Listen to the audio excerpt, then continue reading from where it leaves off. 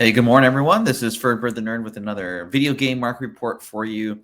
It is February 6th. It's a Thursday, and I just want to say thanks, everyone, for supporting the channel.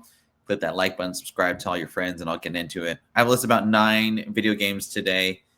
I think 9 at least. Various types, various genres, various systems. Hope you guys will enjoy this and make some good deals out there. First off, we're going to go heavy on Pokemon. First off, Game Boy Yellow. This is one of the keys as far as Pokemon video game genre is concerned. $400 for a CIB. I saw one go this past week for $1,300 for a sealed version of this. I didn't really take a quick peek at the condition of it, but the fact that it was sealed for this long, and this is the original Game Boy, so I feel like that adds a little bit more collectability to it as well. I feel this is a long-term buy and hold. This is one you pass down to generations if you have it sealed. CIB, you want to get that graded, but beautiful game to have. It displays really well. It's on the OG Game Boy system, and it is expensive. But I feel like 2 years from now, the $1,300 sealed won't go up exponentially. I think it's more like real estate. This will probably go up 3.5% per year with the popularity of one of the most popular games out there.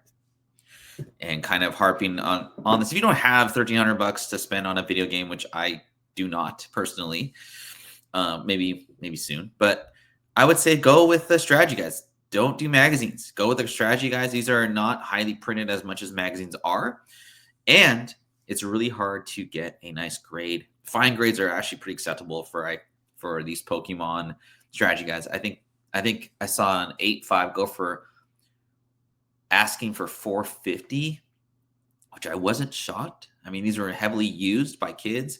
You got to imagine if you had the Pokemon Gold game, you're probably running around with your buddies, putting this in your backpack, playing at recess, at lunch, getting just crap on this on your strategy guide. Heavily used. Make sure the map is attached to this as well if you are trying to be a completionist. But look out for tough grades on this. This is not going to grade high. If you find an untouched, unused warehouse find, grab it. These are hard to press too. They have a lot of fingerprints on it. So send it one of your professional graders out there, or pressers. And getting back to video games here, still Pokemon Stadium 2. I talked about the Pokemon Stadium N64 version. This is also N64, but I keep seeing these lots on eBay. They don't ever get sold. And I'm not sure if I want to do it, but it's tempting. $700 to $1,200 for like a case of 10. So it averages out to about 70 to $100 a game, or $120 a game.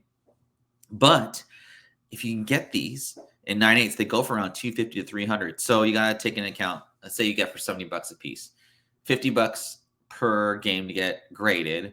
So your investment's like $120. Sell on eBay for $250, so you're doubling it, but subtract, let's say, 20% in fees. So it's about $80 a game. However, maybe you keep 2 of them. Sell 8, keep 2. They all have to grade 9/8, but these guys are sealed. I mean, I think they're really cool. I think the reason that they're not going for as much is because it's a Japanese version versus like the more nostalgic, original Pokemon Stadium with the little clip for your 64 controller. But I think international Pokemon is undervalued. Our homie Vinny will say the same thing, but I don't know. I'm curious what you guys think about this. Tell me in the comment section below what you guys think. I was talking with some of my nieces and nephews, and GTA 6 is coming up on us. There's rumors it's going to come out at the end of the year. There's rumors it'll never come out ever. And there's kind of this trend going on, just pop culture that GTA is never going to come through. Nonetheless, I think Grand Theft Auto is a very highly collectible video game. And when I was doing my research, I feel like this is the one that kind of gets undersold a little bit.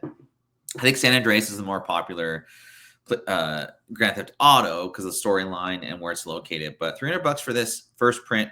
Now, when you're getting the first print, this is not a first print. I wanted to kind of put an example out here.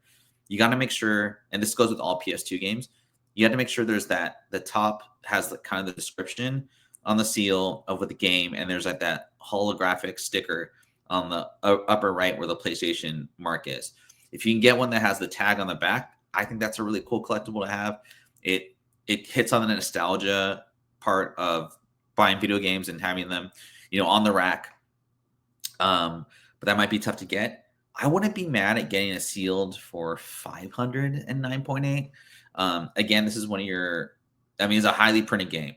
However, there's not a lot of sealed games out there for this. It usually goes for around 200, $300 for a sealed version. If you have the opportunity to get a second print, gotta make sure it's like a 9.9 or a 10.0. Otherwise, you're just not gonna get that much money for it. So maybe that may change one day, but for right now, go with the one that has a sticker on the seal of it if you're investing in this game. And staying on kind of the Grand Theft Auto train, Grand Theft Auto number 4, $100 for a PS3 sealed version of this. I don't know why this doesn't go for as much as the predecessor or the one afterwards, but 9.8 low pop sold for $500. And I'm not exactly sure how to distinguish between the first print and the second prints here because it's on PS3. These are the ones that I saw. Maybe if you want to distinguish a first print, go with the Xbox version. It should have a description there. And I feel like Xbox is going to catch up to PS3s. I don't think I'd ever catch up to PS2 sealed games, but just kind of my opinion so far. We're about a little bit closer to the end of the show. This is not Weekly Show. This is Evil Dead Regeneration. But hit that like button for me, subscribe, tell all your friends, and I'll keep doing these. $50 for a sealed version of this. I just think, a well-known kind of pop culture character on a system. I don't even remember this coming out, but from what I hear, this was very low print as far as it just didn't get really good recognition, but there might be collectors out there wanting to get this. I think you get this for the cover. And if you can invest, with grading around 75 to $100, get a 9.4 or better, you could first to market this for $200. It's a little bit of a gamble, but the highest I've seen this go for unsealed is about 50. So, or, hopefully you get a 9.8 and you can sell it for way more. Folklore on the PS3. I think I've talked about this game before, but I thought this was kind of cool because it harkened back to those. When I was playing video games, you'd have like a double-decker game. You just knew that was going to be your game for the next year. And this game actually has 3 discs as well. $100 for a sealed version of this game. What's known for is using the PS3 motion control fairly well. And it kind of got a lot of hype about that. So which is kind of cool. But this doesn't go for a ton. Just something to look out for.